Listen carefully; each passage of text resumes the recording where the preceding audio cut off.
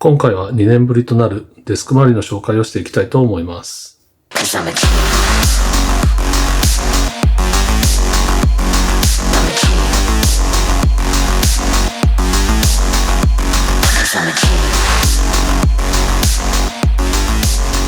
回のデスク紹介から約2年ぶりの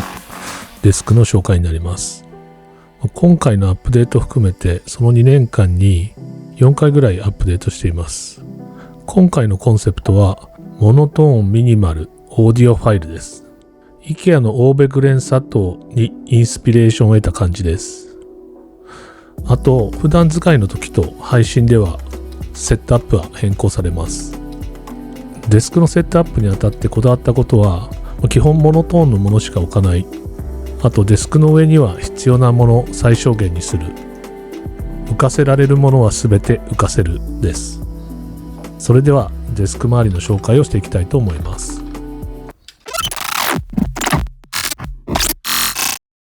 それではまずは PC から紹介したいと思います。PC は机の下にあります。PC は約1年半前ぐらいにアップデートした PC になります。CPU は11世代の i9 で、GPU は 3080Ti。スペックの詳細はテロップで出しておきます。モニターはエイリアンウェアの AW3821 です。モニターは結局ウルトラワイドに落ち着きました。解像度は 3840×1600 の解像度なので、横は 4K と同等です。リフレッシュレートは 144Hz なので、ゲーム仕様にも全く問題ありません。普段は左右の2分割。動画を編集するときは全画面表示。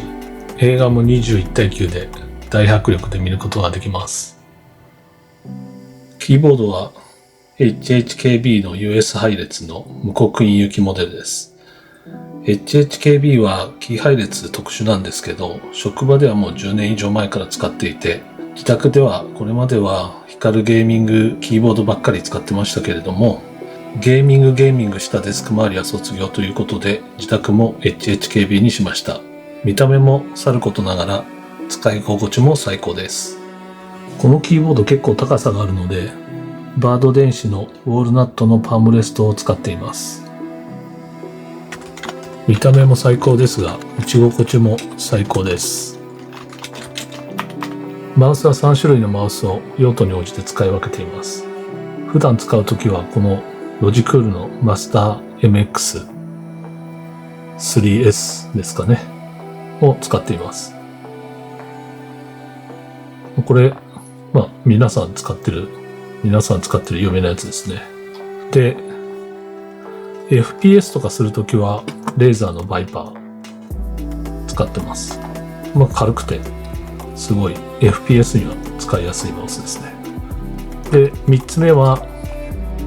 ロルとかやるときに使うレーザーのナーガトリニティっていうモデルで、ここが外れるようになってて、いろんなアタッチメントに変えられるタイプのやつで、ロルの時はここが6つついてるやつ使ってます。デスクマットは普段はオービットキーのデスクマットのブラックのスリムを使っています。このマウスパッドはビーガンレザーで手触りも良くて、マウスの滑りもちょうどいい感じですね。あとこういう風にめくれるようになっていて、この下にメモが挟めるようになってます。マウスパッドの左側はこういうくぼみがついてて、ペンを置いたり、あとこれはケーブルホルダーになっていて、こんな感じで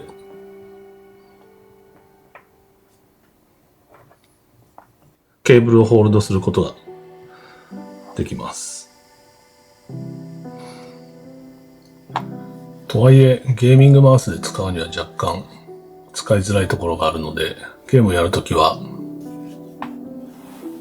アーティザンの Ninja FX0 のソフトを使っています。デスクはフレキシスポットの昇降デスクで、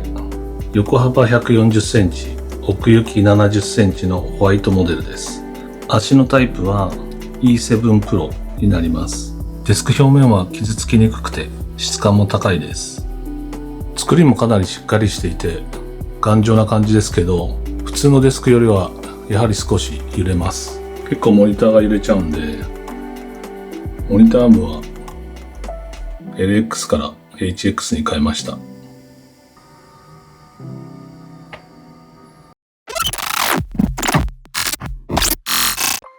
次にオーディオ周りを紹介していきたいと思います。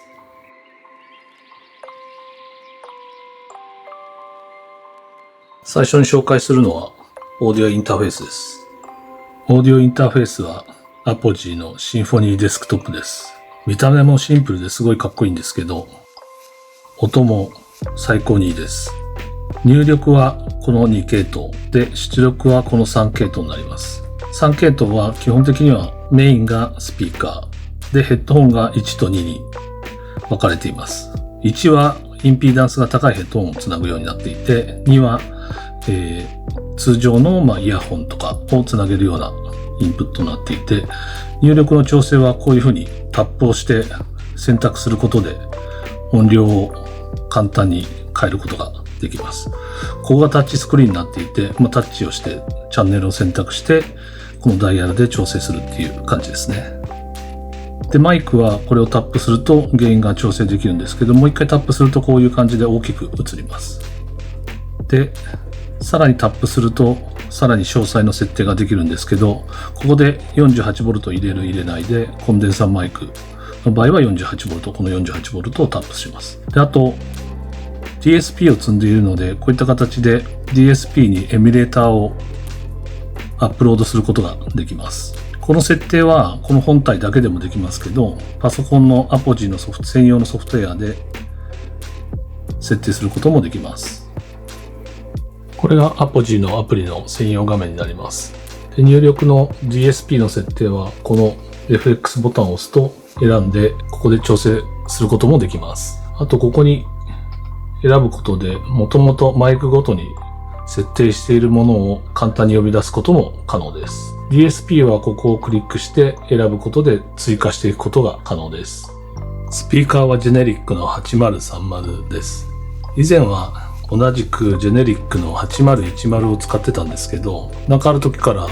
低音がちょっと足りないなって感じ始めて、それが気になり始めるとって感じで8030に変えました。サイズ感は8010と並べるとこんな感じです。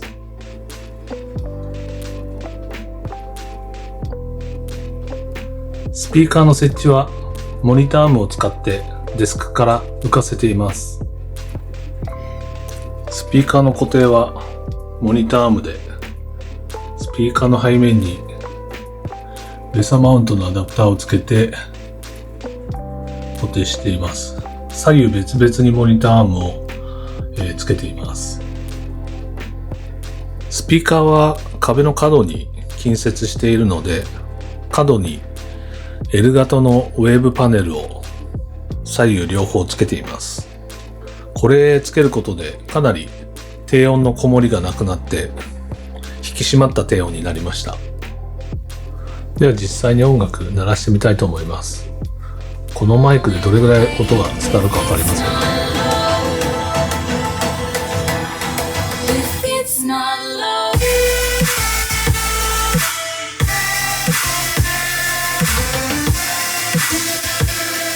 マイクは3つのマイクをその時の気分や用途に応じて使ってます。今このアームについているのが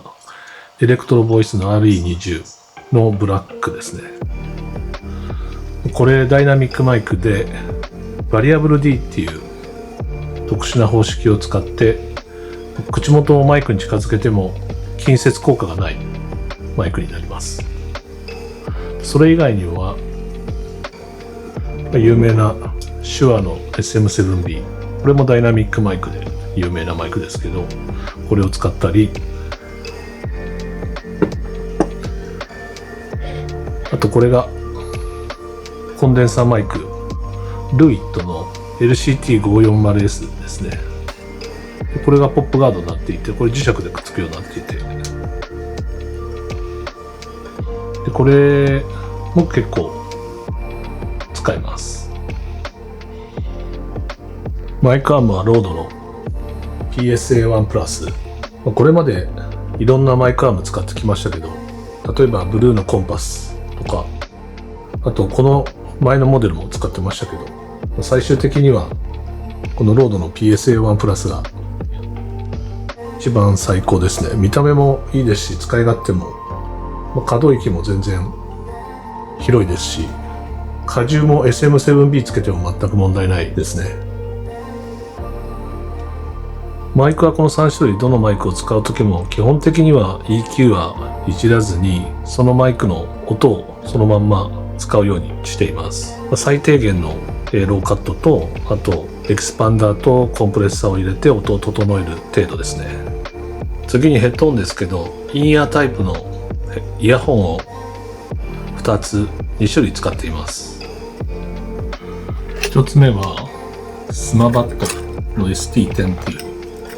イントラコンカ型のイヤホンになります。こういう感じで耳に引っ掛けるタイプのイヤホンになります。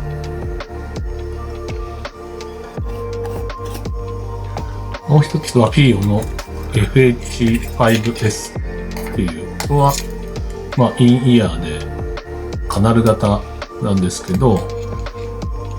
ハーフオープン、半分オープン型みたいなタイプのイヤホンですね。この2つの使い分けとしては、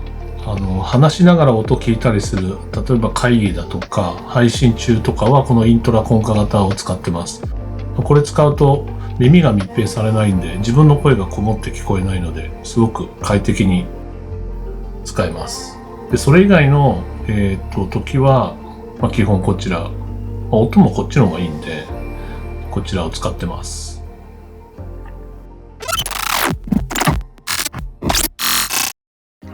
次に周辺機器です。まずは、ウェブカメラですね。ウェブカメラはインスタ360リンクを使ってます。インスタ360リンクはこのサイズで 4K の動画が撮れて、かつジンバル付きなので、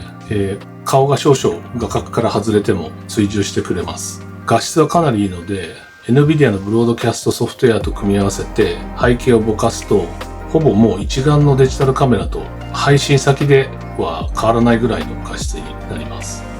次に紹介する周辺機器はエルガトのストリームデッキ M2 のホワイトモデルですね。これはもう最近配信者皆さん使っているので、かなり有名なので説明するまでもないですが、基本的な使い方としてはランチャーみたいにいろんなソフトを立ち上げるように使えるんですけど、それ以外にも再生停止だとか早送り巻き戻し、あとマイクのミュートとかも行うことができます。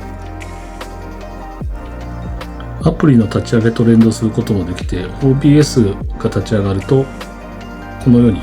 配信のスイッチャーとして画面が切り替わります。これによってシーンの切り替えとか、あとマイクのミュートだとか、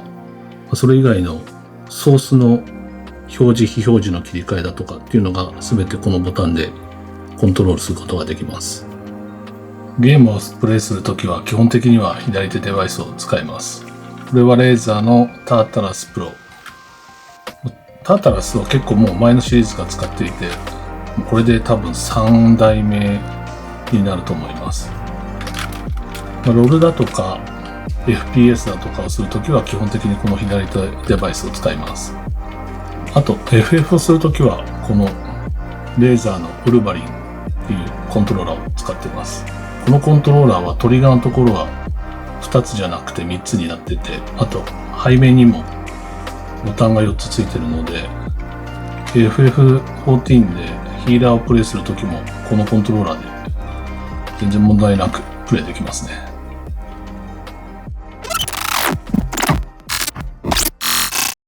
続いてデスク周りのライティングや装飾関係を紹介します。ライティングは3種類のライトを使っています。デスクの周りにつけているのはヒューのライトストリップです。以前は直に貼り付けていたんですけれども、今はマサル工業の F モールに通して使っています。F モールは半透明のものを使っています。あと、モニターの裏ですね。モニターの裏にヒューのプレイバーを3つ付けています。センターと右と左ですね。この3箇所に付けてます。デスクの左側の壁にある LED のバーは LifeX の LED バーです。6個のピースからできていて、形は自由に壁に貼り付けられます。正面にあるのはナノリーフのライン、それにブラックのスキンをつけています。形はかなり自由に選ぶことができます。ナノリーフはいろんな形に自由にレイアウトできるので、こういった専用のアプリで AR を使ってレイアウトを試してみることができます。これかなり便利で、いろんな形を自分で作ってみて、壁につけたらどんな感じになるか、実際に試してみたりすることができます。この iPhone の標本は Grid Studio というサイトで買ったものです。この iPhone 5以外にもいろんな iPhone の標本が売られています。個人的に iPhone 5が好きだったので iPhone 5の標本を選びました。あとここにヒューのモーションセンサーがついています。これはデスクから離れた時に自動的にデスクのライトが消えるようにするためにつけています。デスクの右側の壁にあるのは IKEA で買ったオーベグレンサットシリーズの LED ウォールパネルになります。このパネルはボタンでいくつかの光るパターンを変えることができます。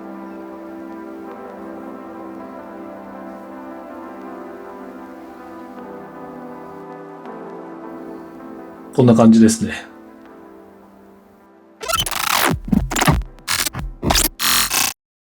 それではここから配信セットアップに変身していきたいと思います。配信用の照明キーライトとフィルライトを簡単にセットアップすることができます。所要時間はだいたい 2,3 分ですね。配信用の照明は3ポイントライティングで、キーライトとキーライトですね。キーライトとフィルライト。あと、この背面にヘアライトがあります。キーライトはアプチャーアマランの 100X にアプチャーのライトドームミニ2をつけています。本体がこんな感じですね。で、固定はマンフロットのダブルアーティキュレーテッドアームをこういう風な感じでスピーカーをつけているモニターアームにスーパークランプでクランプしています。ライトはアプチャーの MT Pro で、それをハイフッテージのフリクションアームを使って、これもまたこちらと同じスピーカーをつけているモニターアームにクランプしています。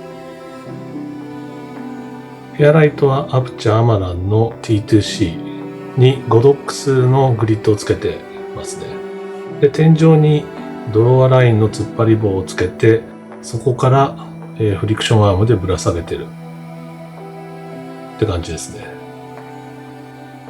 配信する時のカメラはソニーの α7 IV です。レンズは 24mmF1.4 の GM レンズを使ってます。PC には HDMI で接続しています。USB 経由でウェブカメラとして接続することもできるんですけど、画質的に多分 HDMI で繋いだ方がいい感じです。カメラのマウントはこんな感じで、モニターアームからインパクトの6インチエクステンションと、あとマンフロットの雲台上に乗せています。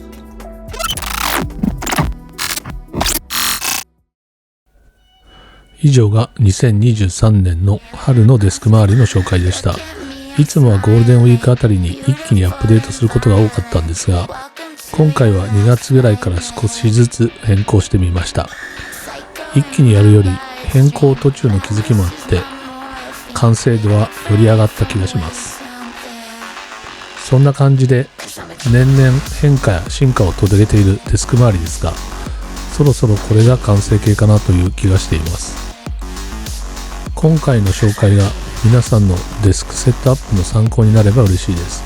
あと何か気になる製品等あればコメントください。それではオーバーでした。